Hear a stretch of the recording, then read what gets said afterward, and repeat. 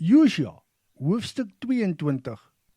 En Josua het die stam van Ruben, die stam van Gad en die halwe stam van Manasse nader geroep.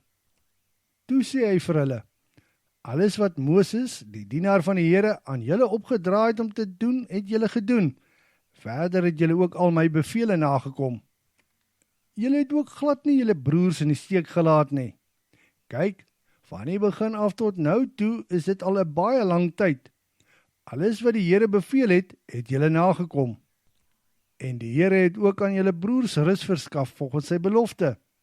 Dis nou tyd dat julle omdraai en terug na julle tente toe gaan, na julle erfdeel aan die ooste kant van die Jordaanrivier, wat deur Moses, die dienaar van die Here, aan julle gegee is. Sorg net dat die gebooie en wette wat Moses, die dienaar van die Here, julle gegee het, nagekom word. Dat julle die Here julle God sal lief hê, dat julle op sy paaie sal wandel, dat julle sy gebooie sal onderhou, dat julle aan die Here sal vasklou en dat julle hom met hart en siel sal dien. Toe het Josua hulle geseën en hulle laat teruggaan na hulle eie wonings. Moses het vir die 1/11 van die stam van Manasse 'n erfdeel in Basan gegee, en Josua het vir die ander helfte van die stam van Manasse 'n erfdeel wes van die Jordaan tussen die ander Israeliete gegee. Toe Josua hulle teruggestuur het na hulle eie wonings, het hy hulle geseën en aan hulle gesê, julle moet huis toe gaan met 'n oorvloed van rykdom. Gaan met besonder baie vee, silwer, goud, koper, yster en klerasie. Julle moet die byt wat geneem is van julle vyande met die ander Israeliete deel. Vanuit Silo, wat in Kanaan geleë is, het die stam van Ruben, die stam van Gad en die halwe Manasse stam getrek na die land van Gilead, hulle erflike besitting, wat Moses aan hulle gegee het volgens die bevel van die Here.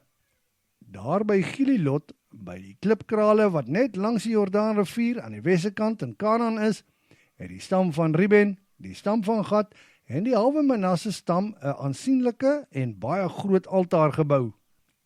Die ander Israeliete het daarvan te hore gekom. Daar by die klipkrale, net dis kan die Jordaanrivier in die land van Kanaan, het die stam van Ruben en die stam van Gad en die halwe Manasse stam soware altaar gebou. Met die aanhoor van die nuus het die res van die Israeliete by Silo bymekaar gekom, gereed om vir oorlog uit te trek teen hulle.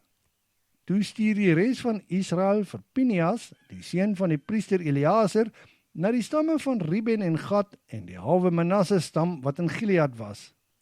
Uit elke stam van Israel het hulle ook 'n leier saamgestuur. 10 leiers vir die 10 stamme, elkeen 'n leier in 'n familie. Toe hulle daar by die stamme van Ruben en Gad en die halwe stam van Manasse aankom, het hulle vir hulle gesê, dit is wat die vergadering van die Here sê. Wat is dit wat julle probeer doen deur so ontrou aan die Here, die God van Israel, op te tree? Julle het die rug op die Here gedraai deur vir julle 'n altaar te bou en julle het in opstand teen die Here gekom. Die oortredinge wat begaan is by Peor was duidelik nie genoeg nie. Tot vandag toe het ons onsself nie gereinig daarvan nie. Toe het 'n plaag wat van die Here afgekom het die hele vergadering getref. En vandag draai julle weer teen die Here.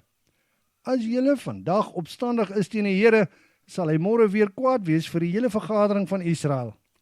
Trek liewer oor na die land wat die Here vir ons gegee het as erflike besitting, as julle erfdeel onrein is.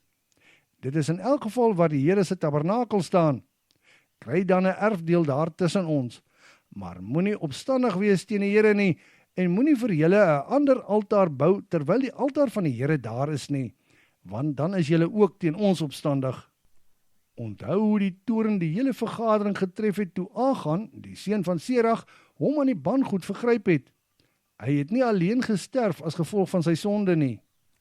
Toe antwoord die stam van Ruben, die stam van Gad en die halwe Manasse stam deur aan die leiers van die Israelitiese stamme te sê, die Here, die God bo alle gode, die Here, die alleen God weet, en die res van Israel moet ook weet. Mag die Here ons nie vandag verlos, indien dit uit opstandigheid of ontrouheid was nie. Die Here sal wraak neem indien ons die altaar gebou het met die doel om brandoffers, spysoffers of drankoffers daarop te bring. Regtig, ons was baie besorg en daarom het ons dit gedoen. Want in die toekoms kan dit dalk gebeur dat julle kinders vir ons kinders sê, Wat is die Here, die God van Israel, vir julle? Op slot van sake het die Here die Jordaanrivier as grens gestel tussen ons en die nakommelinge van Ruben en Gad. Daar is geen aandeel vir julle aan die Here nie. Dan sal julle kinders veroorsaak dat ons kinders afvallig raak van die Here en hom nie meer vrees nie. Toe het ons onder mekaar gesê, kom ons doen iets omtrent die saak. Dit sal nie vir brandoffers of slagoffers wees nie, maar dit sal dien as 'n getuienis tussen ons en julle en die komende geslagte, dat ons die Here in sy teenwoordigheid sal dien met ons brandoffers, slagoffers en dankoffers. Dan sal julle nageslag nie vir ons nageslag kan sê, daar is geen aandeel vir julle aan die Here nie. Ons het gedink dat wanneer hulle so iets in die toekoms vir ons kinders sou sê, dan kan ons kinders antwoord, kyk mooi hoe lyk die altaar wat ons voorouers gebou het. Dit is glad nie om brandoffers of slagoffers daarop te offer nie, maar dit dien as 'n getuienis tussen ons en julle. Ons is glad nie van plan om opstandig teen die Here te wees of om die rug op hom te draai deur 'n altaar te bou waarop brandoffers, spysoffers of slagoffers geoffer word, terwyl die altaar van die Here daar voor die tabernakel staan nie.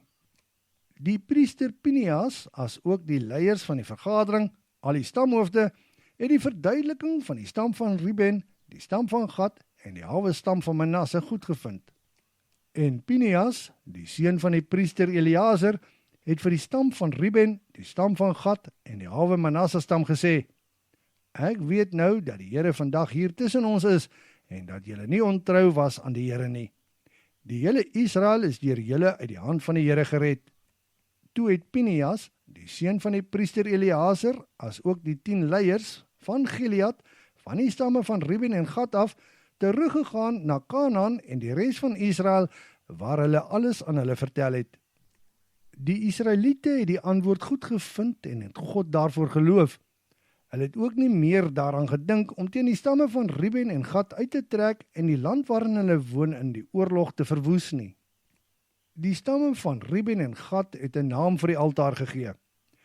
Tussen ons is die altaar 'n getuie dat die Here alleen God is.